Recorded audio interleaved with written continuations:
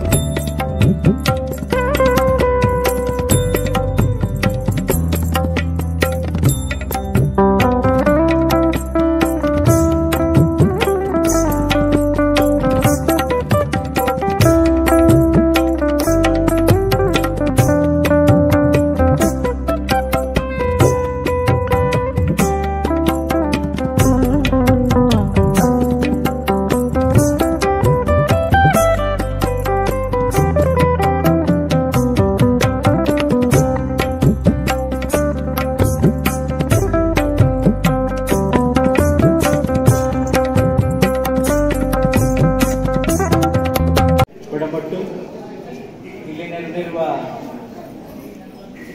ಹಿರಿಯರಿಗೆ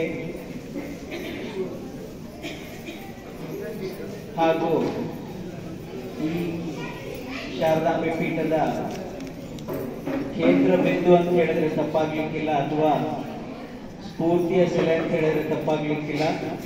ನಮ್ಮ ನಾರಾಯಣ ರಾವ್ ಸರ್ ಅವರು ಹಾಗೂ ಅವರ ಒಂದು ಟೀಮ್ ಏನಿದೆ, ಅವರೆಲ್ಲ ಟೀಮ್ ಅವ್ರಿಗೂ ಪಾದಾರವಿಂದಗಳಿಗೆ ನನ್ನ ನಮಸ್ಕಾರಗಳನ್ನು ತಿಳಿಸ್ತಾ, ಈ ದಿನದಂದು ನಾವೇನು ಅಲ್ಪ ಅಡಿಗೆ ಸೇವೆ ಮಾಡ್ತಾ ಇದ್ದೀವಿ, ಆದರೆ ಅವರು ಸೇವೆ ಮಾಡ್ತಾ ಇರೋದು ಮುಂದೆ ನಮ್ದೇನು ಸೇವೆ ಅಲ್ವೇ ಅಲ್ಲ. ಸರ್ನ ನಾನು ಈಗ ಒಂದು 15 ವರ್ಷದಿಂದ ಬಲ್ಲೆ, ತುಂಬಾ ಸಮೀಪದಿಂದ ಬಲ್ಲೆ. ಸರ್ ಮತ್ತೆ ಭೂತಪೂರ್ವ ಸೇವೆಗಳೇನಿದೆ ಅದಕ್ಕೆ ಎಷ್ಟು ಹೊಗಳಿದ್ರು ಕಮ್ಮಿನೇ, ಎಷ್ಟು ಅದ್ರ ಬಗ್ಗೆ ಮಾತಾಡಿದ್ರು ಕಮ್ಮಿನೇ. ಇಲ್ಲಿ ಗಂಗಾವತಿನಲ್ಲಿ ಶೃಂಗೇರಿಯ ಶಾರದಾಂಬೆ ಪೀಠನ ಸ್ಥಾಪಿಸಬೇಕು ಅಂತ ಹೇಳಿ ಶೃಂಗೇರಿ ಶಾರದಾಂಬೆ ಪೀಠದ ಗುರುಗಳ ಜೊತೆಗೆ ಹಾಗೂ ಇಲ್ಲಿನ ಜನತೆ ಜೊತೆಗೆ ರಾಜಕೀಯವಾಗಿ ಮಾನಸಿಕವಾಗಿ ತುಂಬಾ ಪರಿಶ್ರಮವನ್ನು ಕೊಟ್ಟು ನಮ್ಮ ಗಂಗಾವತಿ ನಗರದಲ್ಲಿ ಶೃಂಗೇರಿ ಶಾರದಾಂಬೆ ಪೀಠನ ಸ್ಥಾಪಿಸಿದ್ದಾರೆ, ಶುರು ಮಾಡಿದ್ದಾರೆ.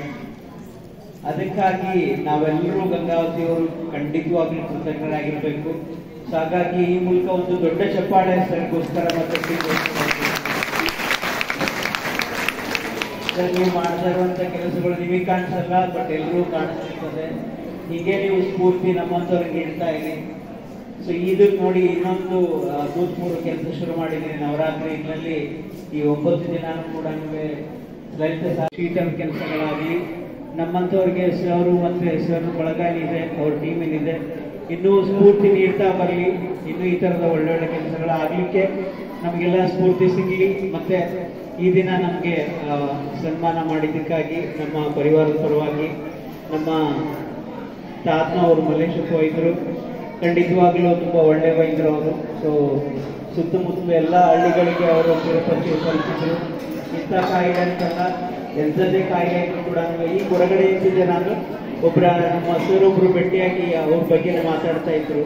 ಹಂಗೆ ಸುಮಾರು ಜನಕ್ಕೆ ಅವರು ಔಷಧಿನ ನೀಡಿ ಆರೋಗ್ಯವನ್ನ ಕೊಟ್ಟಿದ್ದಾರೆ. ಸೊ ಅದನ್ನ ಸ್ಮರಿಸ್ಕೊಂಡು ಸರ್ ನಮಗೆ ಸನ್ಮಾನ ಮಾಡಿ ತುಂಬಾ ಖುಷಿ ತಂತು. ಧನ್ಯವಾದಗಳು ಸರ್. ಸೊ ಇದೇ ರೀತಿಯಾಗಿ ಎಲ್ರಿಗೂ ಸ್ಫೂರ್ತಿ ನೀಡ್ತಾ ಒಳ್ಳೆ ಒಳ್ಳೆ ಕೆಲಸಗಳನ್ನು ಸುಮಾರಾಗಿ ಆಗಲಿ ಅಂತ ಹೇಳಿ ತಾಯಿ ಶಾರದಾಂಬೆಯಲ್ಲಿ ಬೇಡ್ಕೊಳ್ತೀನಿ. ಮತ್ತು ನಮ್ಮಿಂದ ಏನಾದರೂ ಸೇವೆಗಳು ಇದ್ರೆ ಖಂಡಿತವಾಗಿ ತಿಳಿಸಿ, ನಾವಿದ್ದೇವೆ ಅಂತ ಹೇಳ್ತಾ ಈ ಮಾತಾಡಲಿಕ್ಕೆ ನಿಮ್ಮ ಮುಂದೆ ಬಂದಿರಲಿಕ್ಕೆ ಅವಕಾಶ ಮಾಡಿಕೊಟ್ಟಂತ ಸರ್ ಮತ್ತು ಅವ್ರ ಬಳಗಕ್ಕೆ ಧನ್ಯವಾದಗಳನ್ನು ತಿಳಿಸಿ ನಾನು ಮಾತನಾಡ್ತೀನಿ. Thank you. ನಾನು ಹೋದ ವರ್ಷನೇ ಅಂದ್ಕೊಂಡಿದ್ದೇನೆ ಕೊಡಬೇಕಂತೇಳಿ, ಮದುವೆ ಸಲುವಾಗಿ ಅಂದ್ಕೊಂಡಿದ್ದೆ. ನನ್ನ ಮದುವೆ ಆಗಿತ್ತು, ಹೋದ ವರ್ಷ ಕೊಡೋಣಂದ್ರೆ ಕಾರಣಗಳು ಕೊಟ್ಟಿದ್ದೀನಿ. ಹಾಗಾಗಿ ತಮ್ಮ ಹೆಸರು? ಹುಲಿಗಮ್ಮ ಅವಿನಾಶ್. ಯಾವ? ಹುಲಿಗಮ್ಮ ಗಂಡ ಅವಿನಾಶ್, ಚಿಕ್ಕಮಗಳೂರು.